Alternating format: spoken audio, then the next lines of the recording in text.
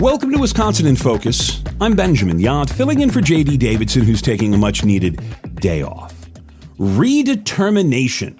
It's the big fancy word for deciding who gets to keep their government benefits. And Wisconsin, like just about every other state in the country, is in the middle of a redetermination effort when it comes to Medicaid post-COVID. Medicaid, just so we're all on the same page, is the program that provides health care and access to single moms, sick grandmas, and people with profound disabilities. It is the state and federal partnership. Medicare is the federal health care plan for senior citizens, but Medicaid is there to take care of a specific number of people in each state.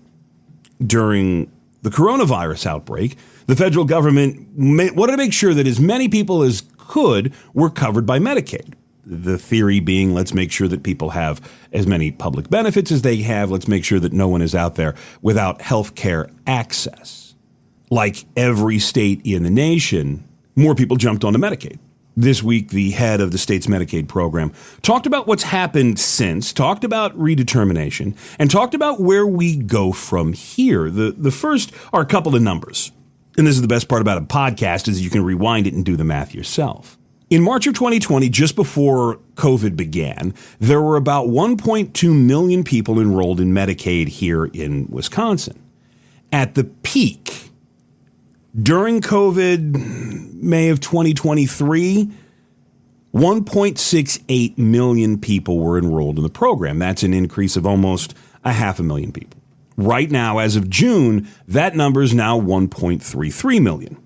So it's less than we had during the height of the coronavirus Medicaid enrollment boom, but it's still more than we had before COVID. Why? Well, some of it is that people signed up. There have always been a number of people who qualify for Medicaid. There have always been a certain number of single moms, of sick grandmas, of people with profound disabilities who just never signed up for the program. They may not have known that they were eligible. Because of the big push through COVID, everybody who was eligible found out they were eligible. And so some of the higher numbers on Medicaid are a reflection of that. More people are qualified, more people signed up, more people stayed into the program. The vast majority of people, by the way, who are on Medicaid in Wisconsin are enrolled in what's called Badger Care Plus. See, Wisconsin didn't expand Medicaid during Obamacare. 400,000 kids in Wisconsin are enrolled in Badger Care. That's the way it's supposed to be. Again, this is who the state's medical program is for: single moms and babies, sick grandmas, and people with disabilities. 246,000 elderly and disabled people are on Medicaid in Wisconsin. So the program mostly serves the people who it is supposed to serve. But the head of Medicaid here in Wisconsin said there's no perfect number. So there's no specific target as to just who should be on and who shouldn't. The way that he put it is, it's hard to put a value judgment on the numbers. The right number is that everyone who is eligible is enrolled and that they've gone through the process to determine their eligibility. So we're 10% higher than we were roughly 4 years ago. That's not unsurprising, because even in 2020, there were people who were eligible who didn't know about it. We picked those up over a 4-year period. There's no word exactly how much the extra 128,000 people who are enrolled on Wisconsin's Medicaid rolls now are costing. There's a 50-50 split. Government pays half, state pays half.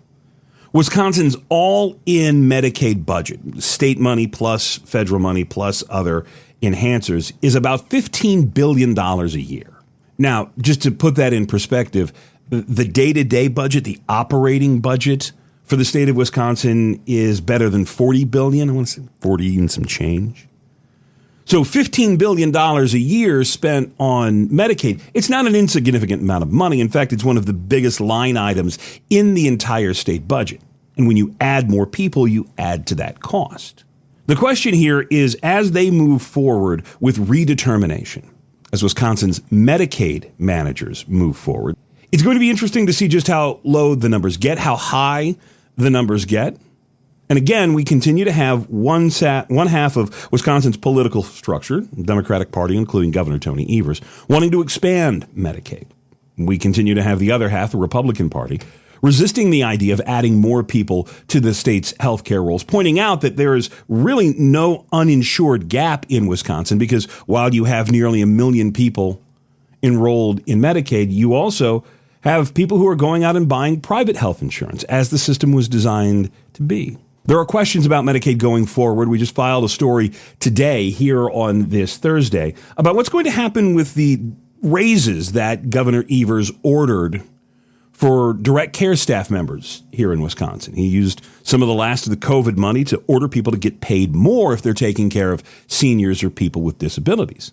I don't think anyone in the state objects to the idea of paying frontline care staff workers more. The question is, where's the money going to come from next year and the year after and the year after that?